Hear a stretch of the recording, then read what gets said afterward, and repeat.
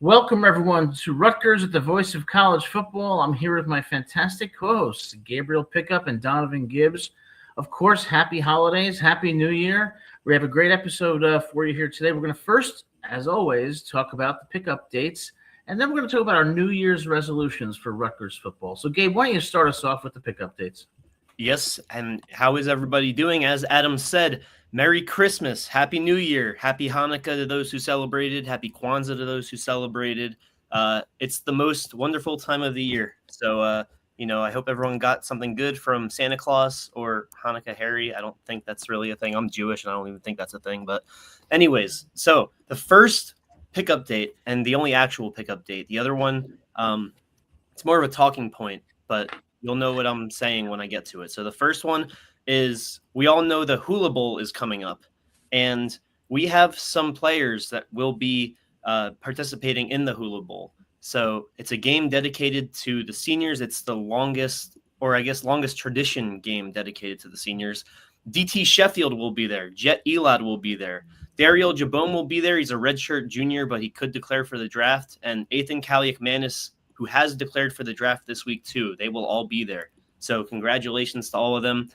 I'm happy about our representation, but I was really hoping that Jabome would come back for another year. I guess he still could. I don't know if that eliminates you from playing again next year. Like if you can just play in that game as a redshirt junior and then decide you still want to play. But either way, happy to be represented. I heard, Gabe, I don't mean to interrupt you, but I heard that I read an article saying Jabome was leaving. Well, I feel like for Boom. Yeah. So, what does that mean? He's leaving the program. You saw that?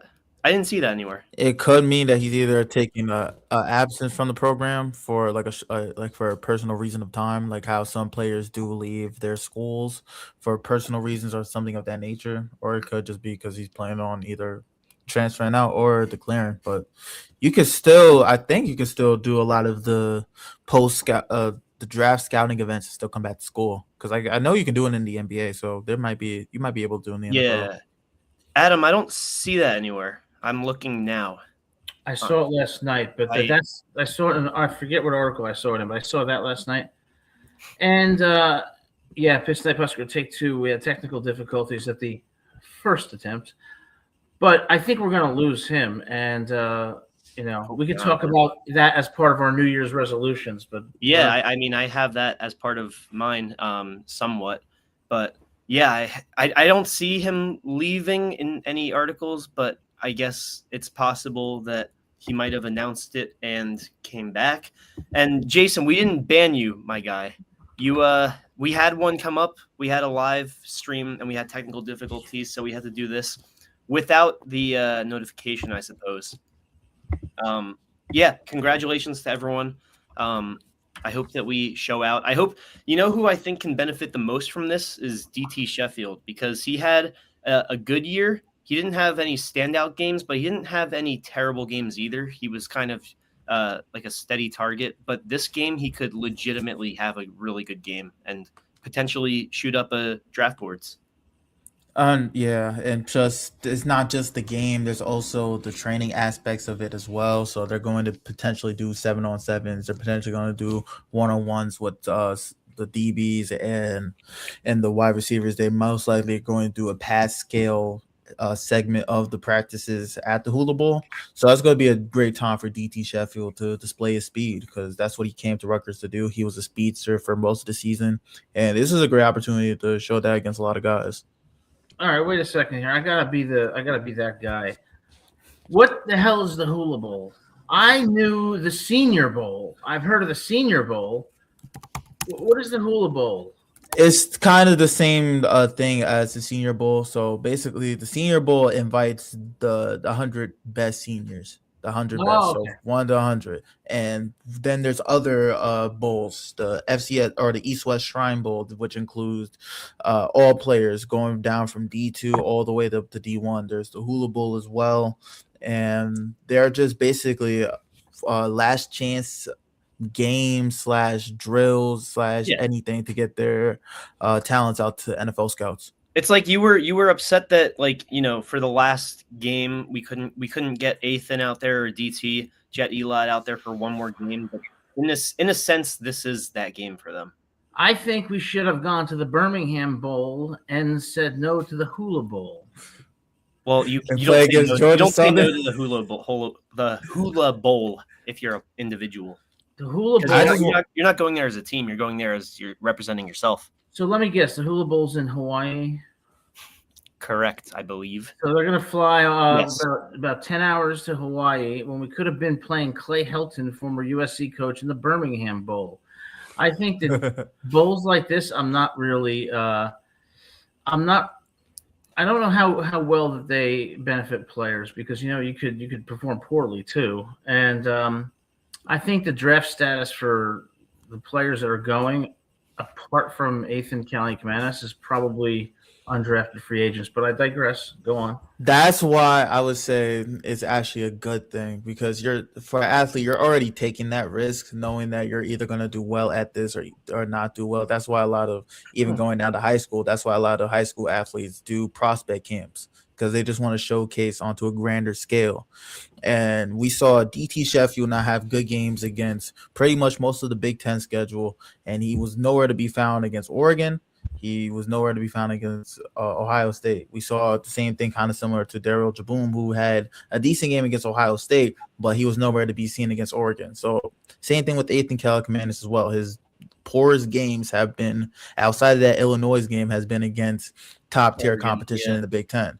So for those three guys on its own, I think as well, Eric O'Neal is most likely doing the East-West Shrine because I know he was a top prospect to look at the beginning of the year. And typically, if you're on that watch list, they already have an invite for you in the mail by the time the season ends.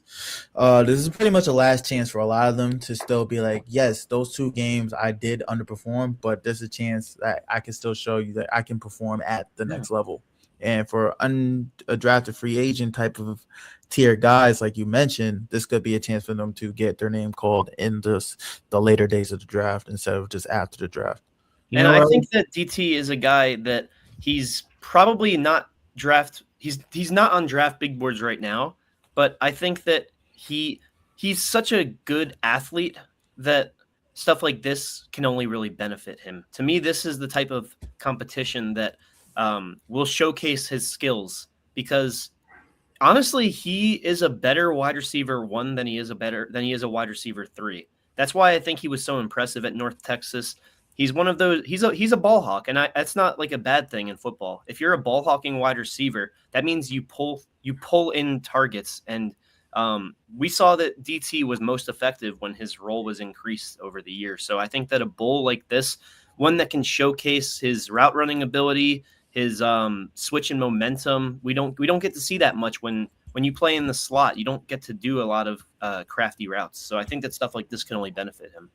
DT was, first and foremost, he was a really nice guy. Great to come on the show. He's very fast. He's also very quick. He's got good hands. But, when you were saying that they underperformed against like Ohio State and Oregon, if I was a scout, my answer to that question would be simple. You underperformed because you were playing elite competition and they were better than you. And that's what I think is going to hurt them in the draft. They're still going to be seeing that same style of competition at the Hula Bowl. You think? It's not just, yeah.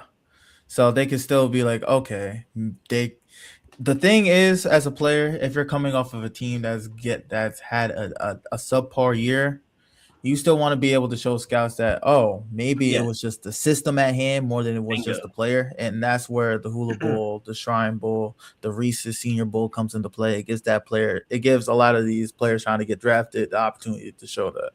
And this isn't related necessarily to the Hula Bowl, but one point you said earlier, Adam, and I 100% agree about Oregon.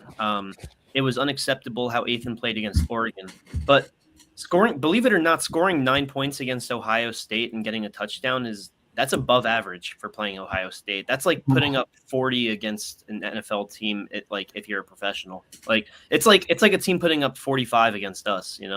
In terms of proportionally speaking, we're in the higher percentile for scoring 9 against Ohio State. Well, I agree. I understand what you're saying, and Ethan is the least blameworthy, in my opinion, for the Oregon and Ohio State games because he was under constant pressure all game. Receivers weren't open. So I wouldn't put too much on him. But my advice to Ethan would be do not get on that plane to Hawaii. Well, first you're going to have to fly to Los Angeles, then Hawaii. Do not get on the plane. Not necessarily. I flew straight to Hawaii from New York in 2016. Oh, I guess I'm behind the times then. But I wish I was able to fly to Hawaii to have a It was say in the 14 conversation. hours. It was 14 hours though, so maybe for your own sake you want to lay over. Yeah, for me, I would go nuts for 14 hours. But look, I don't think Ethan should be going to any Senior Bowls because I think he's proven himself at this point to be a draftable, draftable prospect. So why would he go? For him, I would say because 7th round. This is going to segue into what my question is going to be next.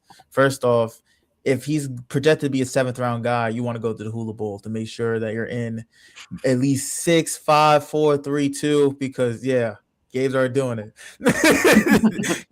As we see right now, like you get more money getting paid in the earlier rounds than when you do in the later rounds. For example, Puka Nacua is having the best season of his career and more of a lot of people's careers. He only getting paid $4 million to do so. But I wanted to ask y'all fellas, who do you think has the most pressure on them to perform really well at the Hula Bowl? Jabone, Sheffield, or Ethan? Jet Elod's in the mix too. I'm going with Ethan. To me, for the reasons Adam said, it's Ethan. DT has the least to lose because, like I said, he's naturally super athletic. I already made my points for why this would benefit DT. Jet Elod, he already had so he had some blown coverages, but he also had some really nice plays, and he was arguably our best defender this year. Jabome, if he performs badly, and he's already nowhere to be seen on draft big boards, he can just come back for another year. I think the answer is Ethan because, like Adam, like you said, he has had a great year, probably the best statistical year out of any Rutgers quarterback ever, at least in recent memory. But this is his chance on the national stage, and I'm just afraid that with receivers he doesn't have chemistry with, he could have a bad day. So that's my answer. That is 100% right. First of all, you're playing with people you haven't played before, and he's not going to get that much playing time. And he's got the draft stock to worry about. There is zero pressure on every one of the Rutgers players, including Ethan, because they have nowhere to go but up. So there's no pressure on them. There's pressure on people like Jalen Milroe last year, where there's serious questions about whether this guy's going to go 1st round, 2nd, 3rd round. I think that these guys are either going to be undrafted free agents or 6th or 7th round, and that's not necessarily a bad thing. But I think of the group, Ethan is the single one who is most likely to be drafted if he does, and he'll be in the late rounds. I think the pressure's on Jet Elod because Jabone still has an eligibility to come back, and I think as well that I don't think O'Neal has any more eligibility, but Elod, he's one of the few players on that defense that are trying to get drafted, and it's hard to prove to a lot of teams that you are a guy to look at when your defense was so bad on a national scale. So him being able to give those personal one-on-one reps in front of these scouts' faces will have them potentially look past the team numbers. And that's why I feel he's going to benefit most from what I said before, being able to show that you're better than the system that you played in. I mean, that's why I think that Ethan has the most pressure because actually, Adam, what you said about none of these players have anything to lose. Well, in terms of draft stock, the only player who does have something to lose out of the aforementioned participants in the Hula Bowl is Ethan, because right now he's projected undrafted, but only by 5 to 10 spots. Because I believe last week or the week prior, we went over an updated PFF list that had Ethan around 260 or 240 or something, and there's usually around 228 to 250 draft picks, depending on penalties or what I forget what the rule is called exactly, where if you hire a minority coach in the NFL, you get a draft pick. But regardless, there's draft picks that fluctuate in the NFL. So there's a little bit of fluidity for Ethan to possibly get drafted, and that's why I think he has them. I think Ethan would be better suited to go into the combine because I think he's going to be an undrafted free agent, most likely. Could go 6 or 7, probably UDFA. I just don't know how much he's going to increase his draft stock in the Hula Bowl. Well, he'll probably play 2 or 3 series at most. Yeah. Ethan, stay in New Jersey. There's no purpose. Get ready for the combine if you get an invite. You've had a great year. I would say take the chance. Always bet on yourself in these regards. You did the thing. You did it going into the portal and deciding to come to Rutgers. Try to do it again at the Hula Bowl, and just like we said, 2 to 3 series. But he's most likely going to be playing with other star wide receivers, and he's used to playing with guys like that. So it gives him an opportunity to show that, oh, I'm good with other skill players as well, and I'm more than accessible. Maybe for him the answer is just like how it's the complete opposite for Jet Elot or Jabome. Maybe for him the answer is, hey, it's not the system, I am that good, instead of it is the system, I'm actually good. So I wanted to segue, because for my second pickup dates, this isn't newsworthy. This is actually about the reception of a previous episode.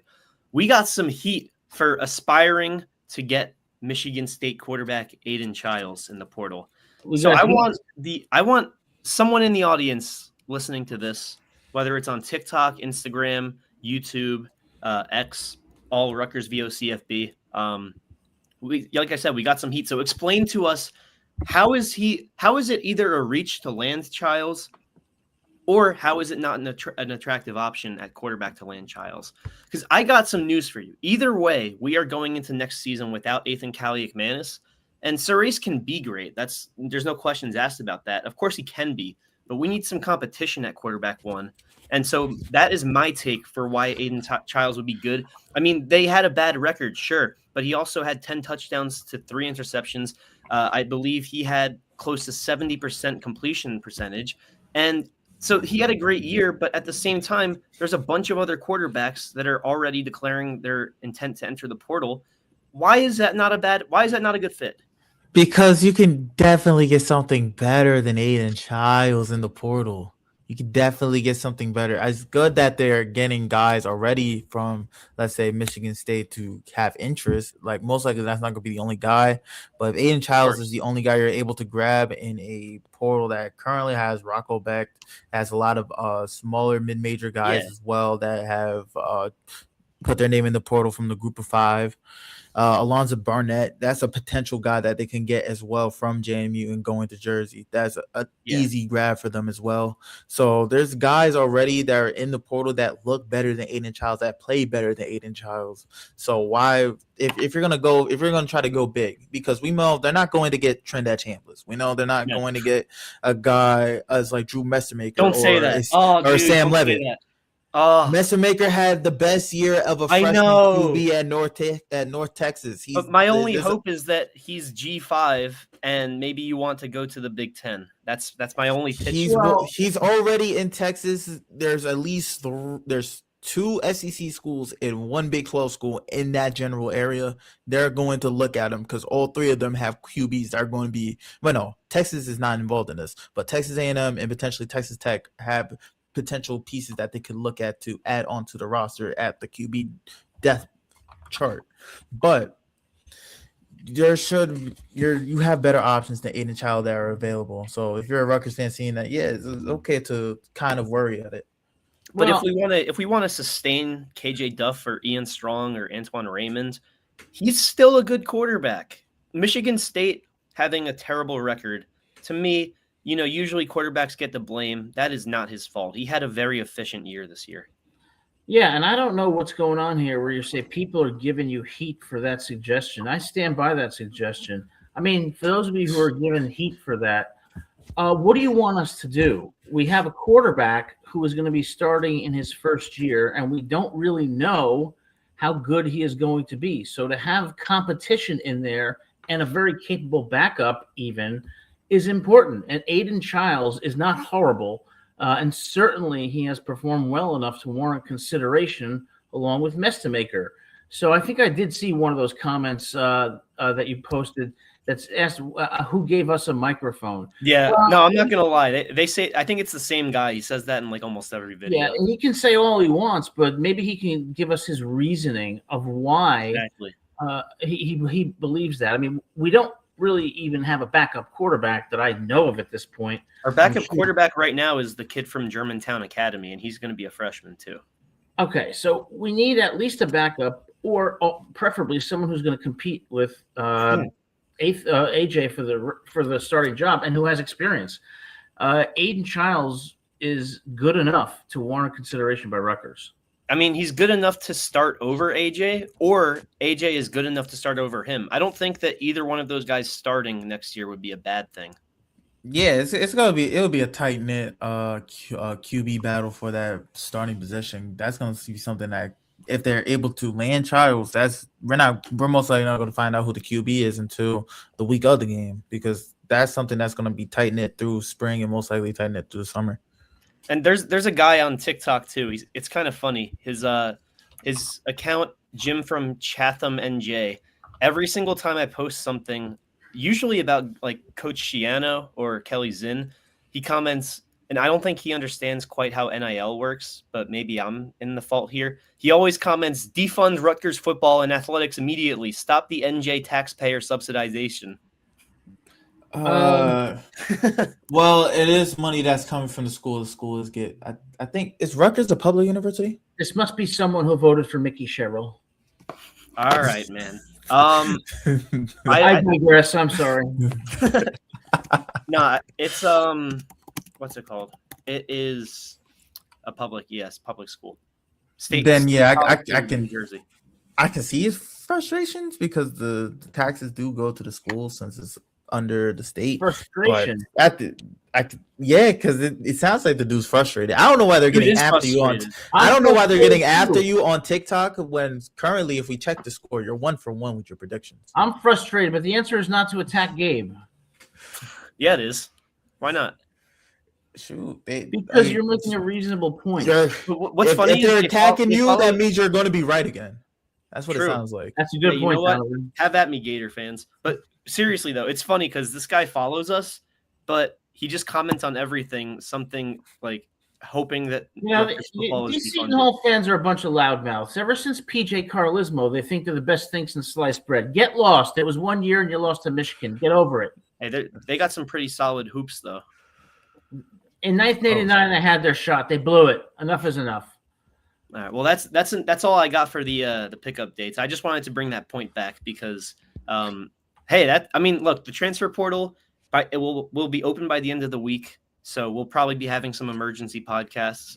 But if somehow we don't have an emergency podcast, this is still a hot topic for the next 2.5 weeks. Yeah, it's most likely the noise from the portal is going to get louder and louder as the CFP continues to go down, because I know both games are going to be Thursday and Friday. So we're going to see a lot of news about it going through the weekend. Plus, the thing is, for Rutgers fans, you're going to still have a lot of FCS QBs to look at. There's a lot of them going into portal as well. And every day that KJ Duff or Ian Strong or Antoine Raymond don't announce that they're getting the hell out of Piscataway is a win. Because that means it's that much more likely that they might consider staying. Come back. And that brings up a bigger reason on why you should big hunt for a quarterback and potentially try to get Rocco back. I mean, hey, I bash on Dylan Ravioli all the time. But he's coming off of a broken leg. I know, but with his swagger and his marketability and being attitude, cosplaying kind of Patrick Mahomes is swagger and personality. Pitch snipe. I'm holding my tongue because I don't want Voice of College Football Nebraska to get after us. And wait a second. Mad at us. Hey, if any, oh no, Jason hears us. All right. Dylan Raiola broke his leg. What a klutz! Huh? Let me address this. I'm kidding, of course. Dylan Raiola has the potential. I'm not going to say he is now, but he has the potential to be a very good, if not elite quarterback. But he's not going to come to Rutgers, so that's off the table. Now, Gabe, we talked about. Now we're going to talk about these resolutions for the new year, or these wishes for the new year. Are we talking about our own individual personal wishes, or wishes for Rutgers football? It's for Rutgers football. Rutgers football. I got some New Year's resolutions, but I'm not going to bore y'all with that, man. Let's talk some Rutgers football. I just wanted to talk about myself. I would be a little narcissistic for a few minutes. I'm just kidding. So, all right. Well, let's start off with, this is important. Maybe we'll talk about the three, wishes you have for the new year for Rutgers football. Who wants to go first? I think I'm going to defer on this. And All right, I have Jonathan, points. you're up. I'll go first if nobody else wants to take it. My first resolution is try to hit somebody in the portal. Let's try to go after something that fits, not try to go after the biggest name. Try to at least get a successful portal class, because as we saw, Rutgers did lose out on a couple of guys in the high school recruiting aspect of scouting this year. They did lose a couple of guys to Penn State that are still open or in the bubble. They did lose some guys as well to other schools in the Big Ten. So let's try to bounce back and get somebody from the portal. I know we listed ours, or Gabe and Yeah, Adam listed I theirs listed yours last week. I didn't have the 10. If they can hit at least 2 of the 5 on my list, that's a good goal. It's something attainable. I'm not trying to say hit all 5, because at the end of the day, these players are going to go the way that they want to go. But I feel like we're good enough to at least get 2 and have enough to show that we can get 2. Second resolution, the goal for next year, if we've seen it, if we got to get 9 games. We look like a 9-win. We could be a 9-win team, because at the end of the day, Iowa was a 1-score game. The game against Minnesota was a 1-score game. We beat Purdue by 1 score. We lost to Penn State by 1 score. We ended up the year 6-6. Those 3 games were potential. 5-7. My apologies. Yeah. But we could finish off the year. We could potentially finish off the year at 8 wins, 9 wins, because on a lot of these games they were close, and we have the team to show that we're good enough to get to the 9 wins, and just hopefully it's just next year they know how to win the games. You're not going to win a lot of close games if it's your first time around. In this team, albeit they did bring in a lot of experience, a lot of those guys came from situations where they really weren't down. Ohio was the best team in the MAC last year, same as James Madison being the best team and one of the best teams in the Sun Belt, not losing until the Sun Belt Championship. They brought in guys that came from a lot of front runner schools and haven't really faced as much adversity. So hopefully now that this team has been able to get smacked in the face, they know what it feels like and know what it's like to be in those situations. So next year, these 1-score losses turn into 1-score victories, because as we see now and in the NFL, you got to be able to win 1-score games, because they can flip your season just like that. And 3, hopefully they're able to get a good offensive line coach in both sides of the trenches. We got Pat Turner for offensive line. Oh, that's good. I know defensive line is currently still open, because the guy that played that's our defensive line coach, has moved to San Diego State. So let's re-envision the trenches, because especially the defensive line, it needs help. Yeah, I mean, do those 3 success in 2026. It's good for Colin Farrell that he was able to find a job as a D-line coach so quickly after what was, I mean, without being rude or condescending, it was a disaster for the D-line last year. Sometimes you just gotta say yes to the first phone call. I mean, gotta say yes. Yeah, I mean, San Diego State. Know what's gonna happen. Just gotta say yes. It's not the worst program in America, but they were good in the Mountain West. They're a basketball school. It's. I mean, they were an 8-win team in the Mountain West this year. Yeah, but like in terms of a national status, they definitely lean more in hoops. But I mean, regardless, I hope that he does well in San Diego State. Because what I see more and more with the transfer portal becoming more and more prominent is players that leave and coaches that are fired or leave and have success. It feels like they're still a part of you. I felt that way with Mo Touré when he laid his body out for Miami to win against Texas A&M. I felt that way with Kyle Monangai, who, by the way, Adam, I think this was your comment. We were missing out on the stars from Don Bosco and company. Well, Kyle Monangai, Don Bosco alum, and he never left Rutgers, and he was here for the first or second year of NIL really being a huge deal in college football. But anyways, my points. So I also got 3 of them. Wait, For New Donovan Year's went through all 3 resolutions. already? Yeah. Yeah, he got all Mine 3. was short and sweet. I didn't want to take up I the thought everything bled into the portal. But okay, go on. Sorry, I interrupt. No, he was talking about the first one was get 2 of the 5 guys. The offensive line. Offensive line win. And get 2 of the guys off of my transfer portal wish list. By the way, you had some good names in there, specifically from UNLV/Nevada.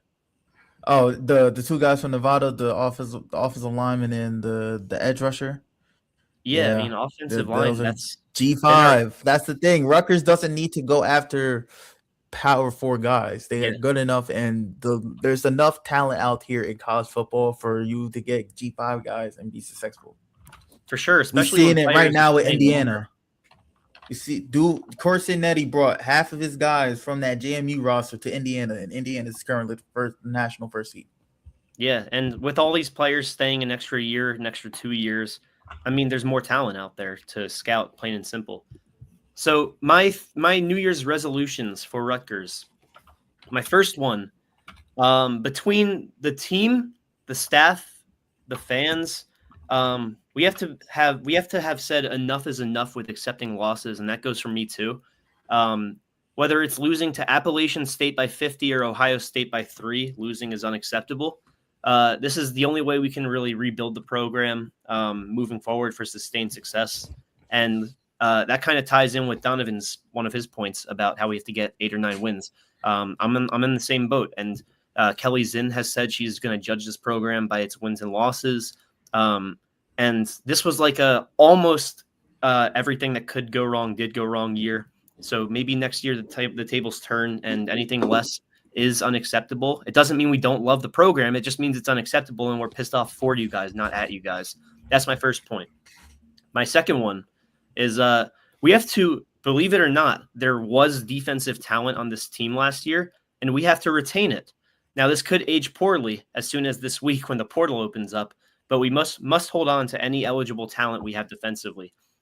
If we can find a way to recruit Bo Masco back to Piscataway, then that would be perfect. If not, then we need to find a way to retain Daryl Jabome, who just accepted the Hula Bowl invitation, which tells me that he's very clearly thinking about declaring for the draft.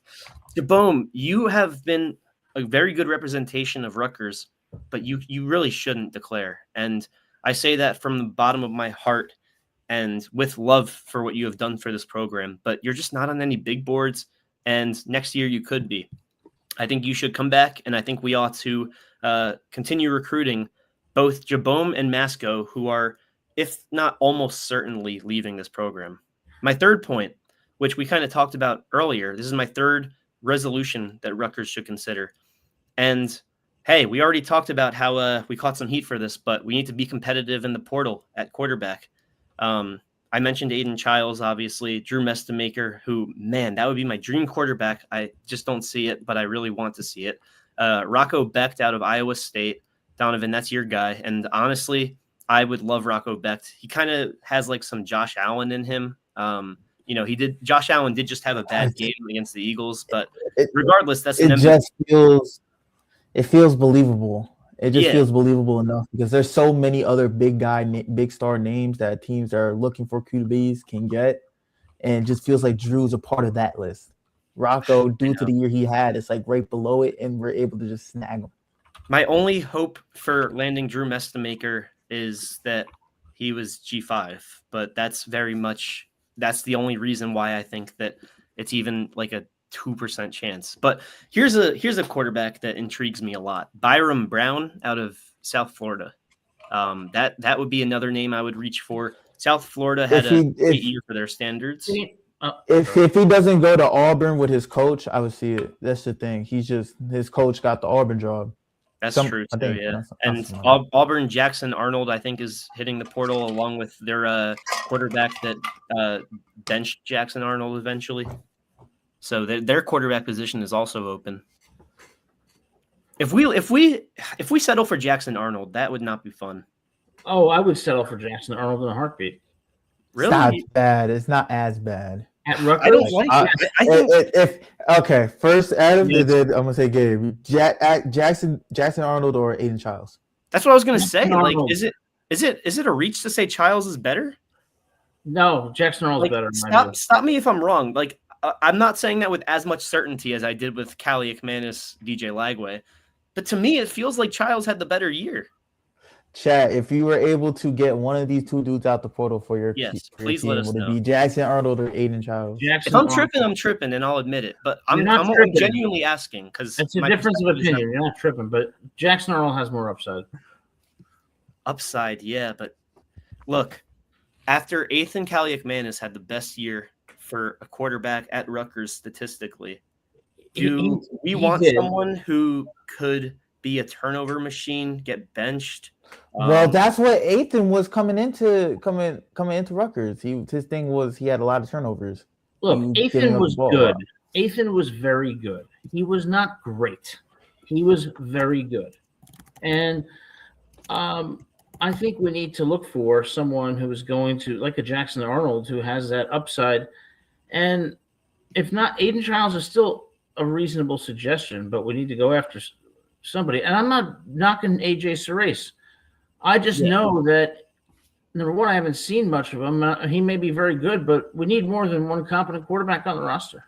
Well, that's why I was actually – my point I'm going to land. That's why I listed all those names. It's not because I don't believe in AJ Serace, but because the quarterback is the most important position in football and crazy stuff happens, whether it's injuries, the system isn't fluid with a quarterback, regression, chemistry issues. We need to be ready for anything. And with an incoming sophomore quarterback, he can't be guaranteed the job. He has to earn it. And that's not a knock to AJ because he certainly could earn it, but we need a quarterback that's going to test his place in the depth chart. Those are my 3 points, though. Not 3 points, 3 New Year's resolutions. And Gabe, what is your New Year's resolution? My New Year's resolution is that by this time next year, I won't have $40 in my bank account. Fair enough. I hear you. Okay. So my 3 resolutions for Rutgers football for 2026. I could go with the common stuff, which I guess I'll do partly. Number one, you have to get a defensive line. If you don't get a defensive line, you don't have a defense. And I think Schiano, in good faith, brought in, Doug Blue, Eli, Bradley Weaver, and, Eric O'Neill. They just didn't pan out. But I think that's got to be the first priority. My second resolution for Rutgers is for them to consider leaving the Big Ten. Don't say that. I do not go where. I would rather see them. I'd rather see them in the ACC, quite frankly, because I know it sounds crazy. I do not believe Rutgers is going to be competitive in the Big Ten with the teams we have. But we were competitive. When? This year. What? We were competitive. We just didn't finish the job. We were competitive. We yes. lost. We were competitive against every single team besides the 2 best teams that we faced in the Big Ten. We lost. Illinois wasn't competitive. 33 to Ohio State, 45 to Oregon. We lost by 20 to Illinois. I mean, hey Jason, I have not only been a fan for 8 months. I've been a fan since high school, and I've watched, just like you, things go down and then the 2006 season, of course. But I think that's something I would consider. I told you I had some uncommon things. That's not uncommon. It just hurts to hear. I don't know why it hurts to hear that. I mean, if we want to be a winning program, because Big Ten is the second best conference in the nation. We want to be able to compete in the second best conference. That's why we shouldn't be in the Big Ten. And the team can compete. If the thing is that you're saying, from what you're saying, are you saying like Purdue's better than us? Like no, like I'm saying Ohio Maryland. State's better, Michigan's better, Illinois is better, USC. I mean, look, you can list 10 to 12 teams, yeah, but you can also list like 5 teams that were better then. You guys the thing too is, like, optimistic. Rutgers had a 10-point lead against Iowa, and Iowa nearly beat the number one team in the country and barely lost. the No, game. they almost lost. No, I apologize. They Almost barely beat Indiana and almost beat Oregon. So, And like, that's not competitive because Was Penn State competitive? Because Penn State had a down year, but they're a damn good football team. yes, we lost to Penn State at home to the worst Penn State team I can ever imagine in history. So They won 4 straight games to finish the year. They beat Clemson. They beat us. They beat Nebraska. So they lost to Northwestern. I mean, they lost to UCLA. Northwestern was 8-4. Guys, if you So are, this- I love you guys, but if you are let me fact going check to look at Rutgers through rose-colored glasses, we are going to have the same problems every year. It's like you guys don't want to be honest about the serious problems. I'm not accusing you of not being honest. I'm just saying. No, I gotta hear this. They were 7-6, not 8-4. Yeah, you know what? stink. What is the reason why for Rutgers not being in the Big Ten? Because we're going to be in the lower half of the Big Ten every single year, and I don't think we'll be competitive in the Big Ten. So you'd rather be in a cupcake conference. The ACC, I wouldn't call it a cupcake conference. I would call it a conference that is more proportional to the level of competition that we bring. I mean, guys, USC is saying the same thing, you know. USC's athletic department is starting to question why the hell they joined the Big Ten, because they're having the same problem. If USC's saying that, You know who should join the ACC? Not don't fear Rutgers. Indiana. Not Rutgers, not It- USC, Notre Dame. If they want to be taken seriously, join the ACC. Well, for USC, I think the issue is, why are we joining a conference where we're going to play 95% of our games for all of our teams that we have at our school on flights that take at least 7 hours to get to that school? Yeah. I think it's more of a regional thing, because USC took the Big Ten bid because they wanted the money, but they kind of forgot that that's a lot of traveling on a lot of the athletes. Donovan, you are 100% right. That was the main thing. right. A lot of people were arguing when the big deal happened and when they killed the Pac-12. You are exactly right. Rutgers is still in the same area, and just Yeah, we're I sandwiched. just want to ask you, who else is in that bottom tier? Because it can't just be Rutgers, because No. Rutgers has beaten teams. Rutgers is better than Michigan State. Rutgers is in They're that better bottom than tier. Purdue. Purdue is. They're better than Northwestern. They're better than UCLA, in my opinion. No. They lost to UCLA at home last year. Last year, yeah. And UCLA beat Penn State this year. But Yeah. Gabe, I would agree with you, Gabe. They're probably in the same type of family of bottom tier Big Ten schools, and that. So I don't think Rutgers. I think Rutgers should, like USC is considering now leaving the Big Ten. I think that Rutgers should consider it, but maybe I'm crazy. But you guys want to stay in the Big Ten? Okay. Well, let's see. When I want Indiana to stay in the Big Ten. Spaghetti comes to Piscataway next year. I want to stay in the Big Ten because I don't like losing. And if you want to switch conferences and have an easier schedule, then to me, that's being afraid to lose instead of trying to overcome losses and eventually become a winning team. I want to have a reasonable schedule, not an easy schedule. Next And year is very reasonable. I prefer them to stay in We're the playing Big Ten Indiana, because Michigan, the money US. that it brings, and just also it helps better with recruiting. You're going to be able to get a guy whose offers are either between a Big Ten and an ACC school. They're obviously going to pick the Big Ten school. And to be honest, as we said earlier, Kyle Monangai is not only helping out the Bears, he's helping out recruiting for Rutgers football, because they're seeing a guy be able to play like a star that was coached under Shiano when his second time being back. So Shiano can use that, especially to running backs, where right now we're in a situation where we're trying to keep Antoine Raymond because CJ Campbell has left. I don't know if you saw Donovan. Monangai is a rare exception. And Donovan, I don't know if you saw, but Antoine Raymond, and this triggered Adam so badly. I saw his blood pressure spike right in front of my eyes. I ended the show because I was afraid he was going to have a heart attack. But Antoine Raymond posted, "God will make." What did he say, Adam? He said, "God, let God." What did he? God What will post it on his Twitter. God will something like that. And It was on his Instagram story. It was God will let God sort it out, and it was a picture of him wearing Rutgers, and it was a black and white picture. You know what that means? He's considering. At the very least, that's what that means. I'll tell you what's happening. He's putting his options out. I'll tell you what's happening. There's a small, very secret room in the Rutgers athletic facility where KJ Duff, Ian Strong, Antoine Raymond are all meeting, and they're saying, "Are you going to go? Because if you go, I go." That's what I imagine what the group chat looks like.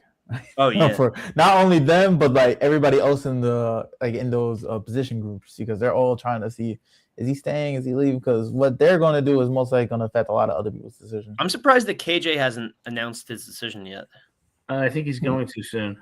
Because even if he stays, he's announcing that he's staying. Yeah. And to get back to the Monangai point, why it helps so much is because I don't think I've seen this with many other social medias accounts, but every single time the Bears post something, it's collaborated with Rutgers football when it's Kyle Monangai. Every single time, it's our football and Chicago Bears that post when it's Monangai getting a touchdown or his famous trucking. I mean, he looks like a little Derrick Henry out there. He's a wrecking ball. I love running backs like him. It's fun to see, because I just knew when they drafted him, I was like, I see what Ben Johnson's going for, because he had it in Detroit with Jahmyr Gibbs and David Montgomery. Yeah, he has his own version of Sonic and Knuckles. It's not exactly Sonic and Knuckles, but and even when it's like Shadow and Silver. If you're into Sonic, Sonic series. If I was not a Rutgers fan, I would still be a huge Kyle Monangai fan because of how he plays. Yes, the problem is this. Kyle Monangai is a once-in-a-lifetime, speaking of Rutgers, star who's done great for the Bears, and I love the guy. But when I look at our team, past and present, guys, we are heading into a 2026 season that could be 4-8, could even be 3-9. They could be 3-9, but they could be 9-3. No. That's how it goes. I mean, that's how it was this past What teams do you see? What teams do you see Rutgers losing to besides USC, and let's say besides Indiana and besides Penn State?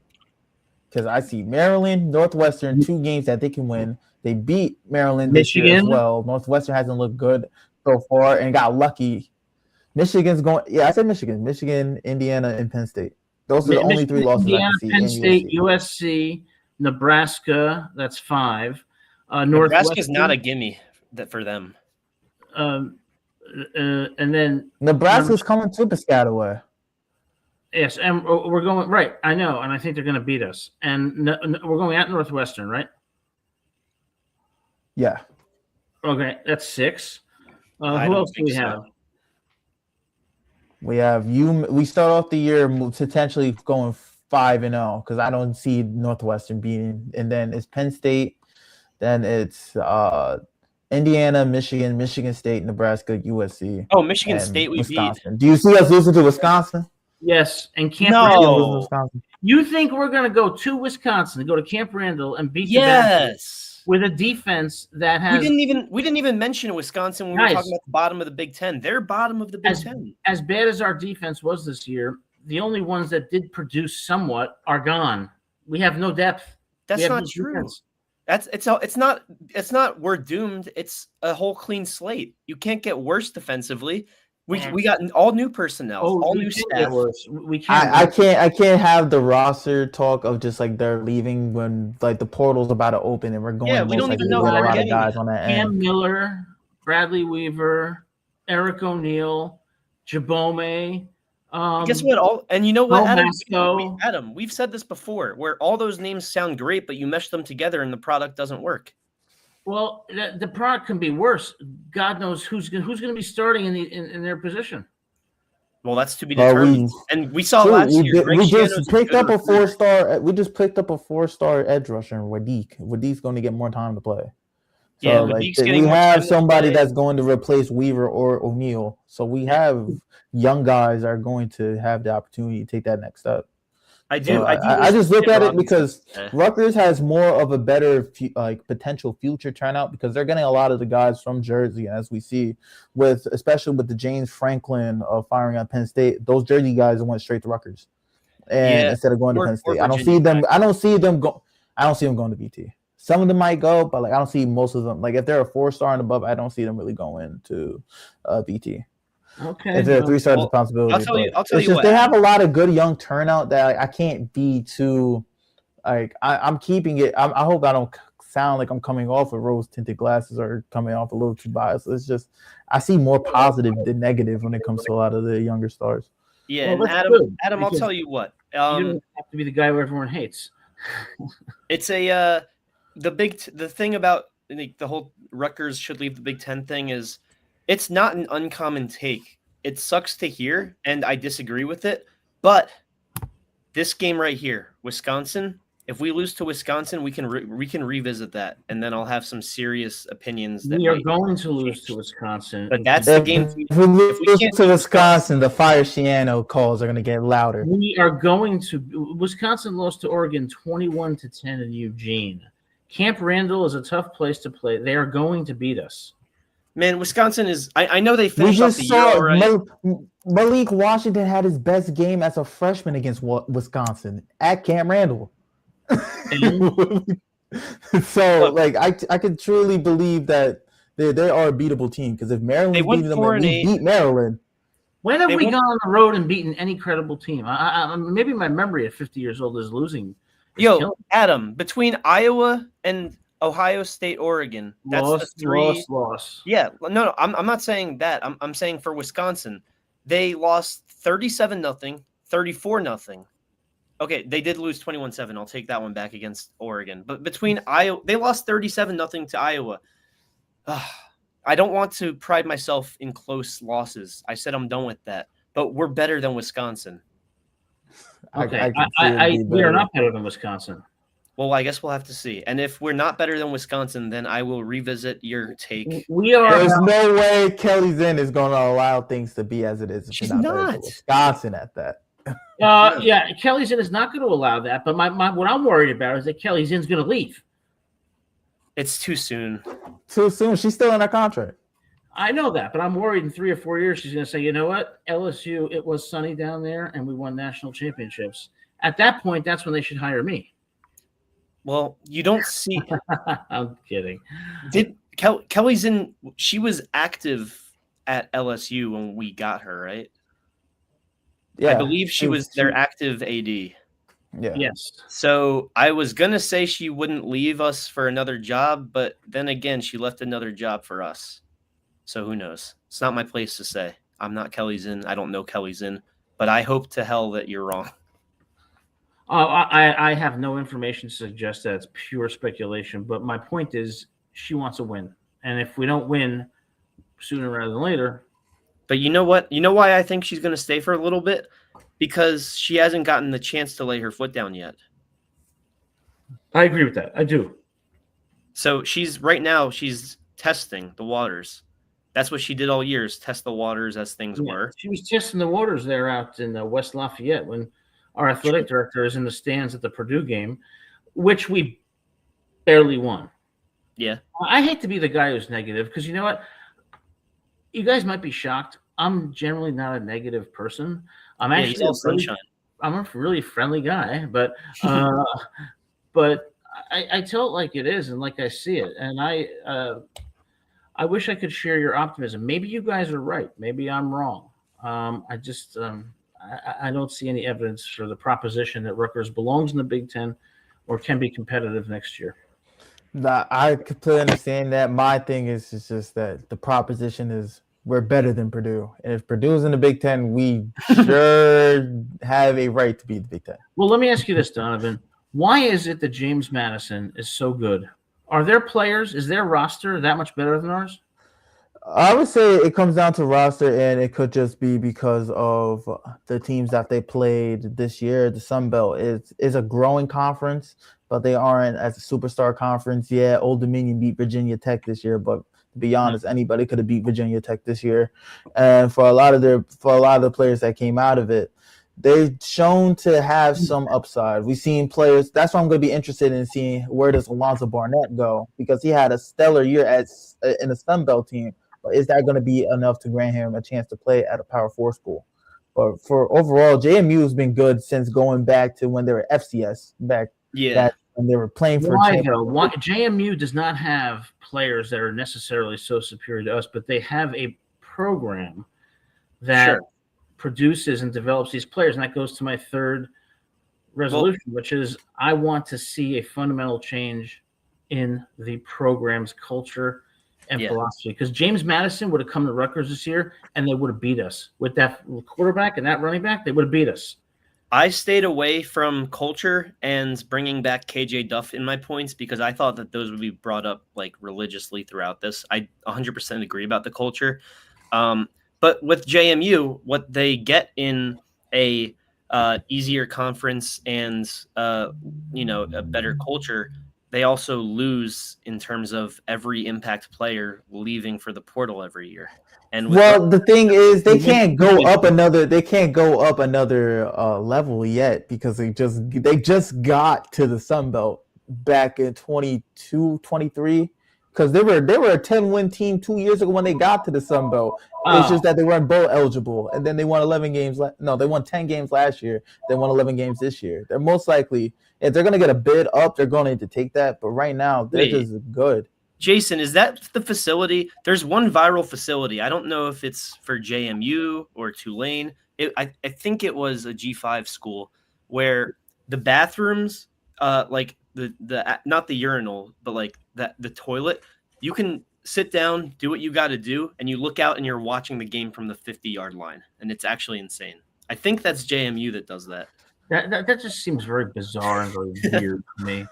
It's tinted windows, so you're private, but you can watch the game. My fourth resolution now. I forgot I have a fourth resolution. The fourth resolution is very simple. It's green, and Rutgers needs a lot of them. Money. Program. I just know once Monungai gets that extension, some of that might have to come back to Rutgers. You think that he would take on a general manager role? I could see him doing something like Mass Crosby and giving back. Not like Andrew Luck type of deal with Stanford? In the future, after his career, yeah, possibly. But now, as an active player, I can see him still funding his alma mater. Some players do have active roles in the season. I know at least in basketball. Like Steph Curry is GM for Davidson, I believe. Yeah, it's just that it's harder to do that as an NFL player because at least for Steph Curry, he has time to really be able to be like, oh, I don't got to really practice today and stuff of that nature. A lot of these guys, they're every week could be their last week of what they're doing. So right now, there's more time being consumed with football than it is with basketball. So I guess that's why he's able to do it. Or it could just be something that they're just using Steph Curry to put a face on so they can attract more people to exactly. Do you know what general managers do? They rely on all the other managers to do everything. Yeah, and I also want to see 2 new theme songs for Rutgers when they come out of the tunnel. I want them to alternate between Wasted Years by Iron Maiden and Fade to Black by Metallica. I want darkness to come over Rutgers, and then I want them to claw towards the light. I don't think that. What is their walkout song this year? I don't know. It's probably like Piano Man by Billy Joel or something. Piano Man. I don't know what it is. Oh, they didn't play it when you were at the game, or did you got to the game late? Didn't you? I got to the game middle of the first quarter because that's parking was abysmal. I already know it's Jersey. Yeah, exactly. It's Jersey, and you're smack dab in the middle of the Garden State area. Yeah, so I already know. Plus, when I asked the law enforcement officer, "Where's the red lot?" He's like, "Go straight ahead." No. It was not straight ahead. I had to go all the way around. And then I got to the red lot, and by the time I got there, it was 7-7. Damn. Oh, God. Which in Rutgers football this year was typically about halfway through the first quarter. Athan looked very good. He looked very good in that game. Speaking of Athan, hey, shout out Athan Kaliak-Manis for liking our Instagram story when he declared for the draft. And now that it's not the season anymore and you don't have any years of eligibility remaining, guess where you belong? You belong on the show right there.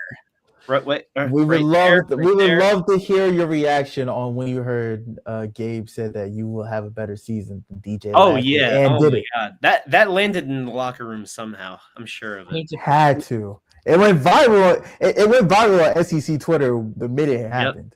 All the Gators fans were retweeting saying how stupid I was, and then all of a sudden, now that DJ Lagway isn't, going to be in Kissimmee anymore, I'm sure that they'll agree. DJ Lagway is persona non grata in games. What if we have to root for Lagway next year in Scarlet Red? Oh God, would you rather have Aiden Childs or DJ Lagway? DJ, not DJ, Aiden. Not because of DJ being better or worse, but I don't want to bite my tongue after everything I said. You know what? Let me tell you something. Ethan Kaliakmanis, this is one guy that I am rooting for 1,000%. This guy had a really good year, and he's also a really, really good dude. I mean, you could tell how much he cares and how much he dedicated himself. And he really not single-handedly, but he was the primary mover for that offense. And he helped develop a very dangerous offense at Rutgers this year. So credit to Ethan. You can see why he was captain of the offense. Yeah. See, I'm not all negative. And I'll share my New Year's resolution because you know what? I'm going to be a little narcissistic. Say one nice thing about Rob Smith. Rob Smith is potentially a good coach who was in a very, very difficult spot with that defensive line. And you believe that? I believe it was a combination of things that can't be attributable just to Rob Smith. Yeah, I don't know Rob Smith the person, but I don't think he did well for us at all. But I'm going to share my New Year's resolution because I'm going to be a little narcissistic. My New Year's resolution is very simple. By this time next year, I want to be in the best shape of my life. Ooh, okay. I like that.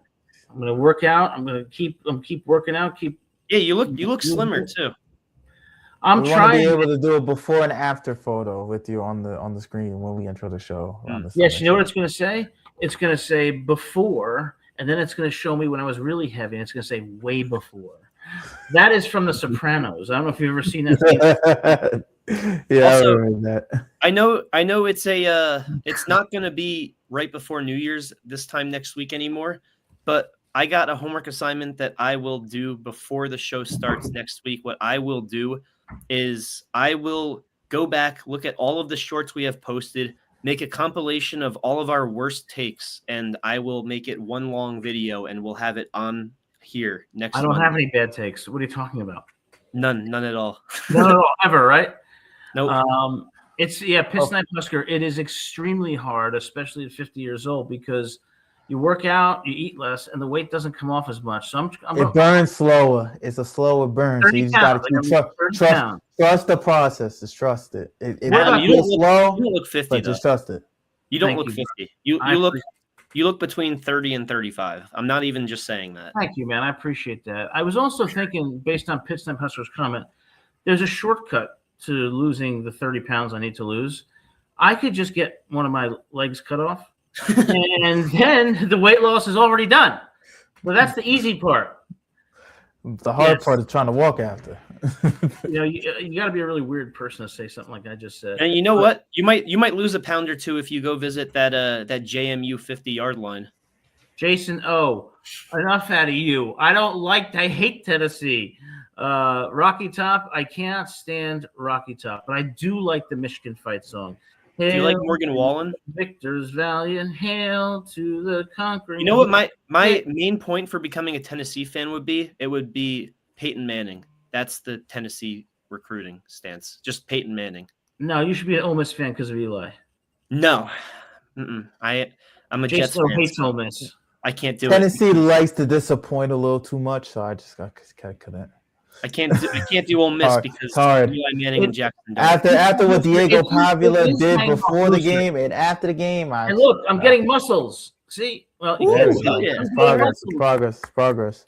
Yes, sir. Good shit. But I want to still eat pasta and sugar and salt. Are you on that paleo diet? No, it's just, you know what it is? I eat reasonably. I don't like deprive myself of anything, but I eat lesser portions and move a lot more. That's why I take so many naps now. And why does anybody in the world care about me and my life at all. So I'll shut up now. But I will say this: What are you talking about? There's 3 people in this chat who care about your life. That's true, actually. Well, I say that, and they're gonna leave just as a joke. Yeah, I mean, one thing is that when you turn 50 and like you go to the doctor, and he starts saying, you know what, you're pre-diabetic, and your blood pressure is a little high, and you start seeing this pattern. Oh, gosh, you know what? Yeah, you're making the right decision now, so you Right. regret it later. That's what I'm saying. You're making the right decision now. Yeah, and unfortunately, there's always something when you go to the doctor. That's Pitch why Night Husker heads for the door. That's why they're still there. Nobody wanted to listen to what I had to say. Now Pitch Night Husker's heading out. He's like, get lost. Pitch Night Husker, I hope you come to SHI Stadium next year with Nebraska. We'll go out for drinks, and after I go for a run. Donovan, what's the most you've ever had to bulk or cut for football season? During COVID, I was like around 370, and I dropped down to 290 right before my senior season. Yeah, that was because I remember going to the doctors for the first time after lockdown. Because at least in New York, April and May, things didn't start opening up again around June. Yep. So I had a doctor's appointment in June. They told me how big I got because I didn't recognize it really. Yeah, like, I mean, I'm just at home, and then I saw I'm like, oh, I can't live like that. 2022. That was my bad year. I was 275 in 2022. 275 in 2022. But I'm only 5'10", and that was not muscle. Yeah, I'm blessed. I had a little bit of muscle, but I would say, Adam, just cut out sweets and just drink water. Maybe that's how I burned mine. If that's all it is. It's not more about working out. It's more about what you're putting back in. And since you burn fat a little bit more slower, I was 100% preferred. Like if you follow that, because that's the key to success if you're trying to burn weight. Absolutely, and it's a healthy way to do it. And as a matter of fact, and by the way, guys, one thing the audience should know, all the stuff that Gabe does on social media, very impressive. It's a lot of work, and we appreciate it because it brings a lot of attention to the show. So thank you for all that you do. And Donovan, thank you too for all that you do. The combination of the 3 of us is a good show. We got the reasonable people, Gabe and Donovan, and just what they would call the hater in me. But I'm not becoming a fan of Indiana. I lived in Fort Wayne for 4 years. I know what Indiana is like. I'm not becoming a fan of the Hoosiers. I swear you have a story about living somewhere or going to school somewhere every time a location is brought up. Yeah, like I could just say a random state right now, and you'll be like, "Oh, I did business there in the 90s." Thank you. Yeah, well, yeah, I've been around the country a lot, and I gotta just say I'm happy to be back here in the great state of New Jersey, where I belong. Country roads of New Jersey. It's not country where I live. I live next to Giant. I live by Giant Stadium. So, but Adam's got his own practice coming up, y'all. Yeah, guys, I'm starting my own law practice here in Bergen County in East Rutherford, New Jersey. It's going to be a law practice, and it's also going to be an educational consulting practice where I'm going to help undergrad and grad students with like exam preparation, personal statements, applications, resumes. And it's going to be weird, going out on your own after a lifetime of working for other people. And you know what? You should also practice scam prosecution for all the money that Giants and Jets owners and staff have stolen from great supporters. I'm going to bring false charges against you. I'm going to charge you with murder. What? What did I do? It doesn't matter. I've always wanted to prosecute somebody who's innocent. No, I'm just kidding. I'm writing that down. Just in case I need to use that later. Oh, man. Guys, any final thoughts as we conclude yet another episode number 72 of Rutgers at the Voice of College Football? Nothing else except I think I didn't give my personal resolution. I would say mine is just this year try to build my professional career a little bit more. I get to call a basketball game on Friday, LIU versus CCSU, first NEC game of the season of the new year. You can catch it on wcwp.org. And LIU has had a really good basketball team so far this year. They're currently playing against Georgia, and they're giving Georgia the business. From what I saw last time, it was the first half. They were up 27-22. So I'm excited to just be able to expand my career and just be able to be on the show more with you guys. I wasn't able to be on it some periods of time this year. and that was just due to my schedule being an athlete and all that. But now that chapter is more likely closed, I'll be able to just focus more on the media side of sports, and I'm just happy to embrace it for 2026 alongside you guys. Great to hear, what? Donovan, guys, and likewise. Absolutely, and you guys need to kick CCSU's ass and get some revenge for Rutgers. I'm so excited for this game because CCSU beat 2 schools already that are major schools. LIU currently going through the gauntlet, projected number 1 in the Sharks versus regular season champs. Most likely a preview of the March NEC tournament. One of these teams are most likely going to go to March Madness. Oh, storylines. They're unfathomable. I see you already got some of the points saved up for that game then. Yeah. Oh, the spotting board has been hell. Are you there's color commentary and I'm play-by-play. Play-by-play. Oh, cool. Okay, so that's the main commentary then. Yeah. You know, one thing I thought of for the new year also was, and I was inspired. I watched this movie called Over the Top with Sylvester Stallone. I want to become a world champion arm wrestler because if Stallone at 5'8" could beat that big guy in the final round, I could too. Yes. It's a lot of forearm strength. That's all I'll say. Just work your forearms. Work your forearms. For sure. I'll lose in the first round. We'll push it to round 2 by next year. All right, guys. Well, listen, great show. And everybody here, Jason O, Pit Snipe Husker, and you too, Ben. Thanks for being here and for your comments as always. And wishing you a wonderful and happy new year, and hope you watch those bowl games on New Year's Day. Always great to have you here. And we'll be back here next Monday, as always, at 7 p.m. And before that, if there's any developments in the transfer portal. Go Scarlet Knights. And y'all don't want to miss next week for some of our freezing cold takes throughout the season. Absolutely. Transfer portal mania begins Friday. Can't wait to talk about it Monday. Cheers.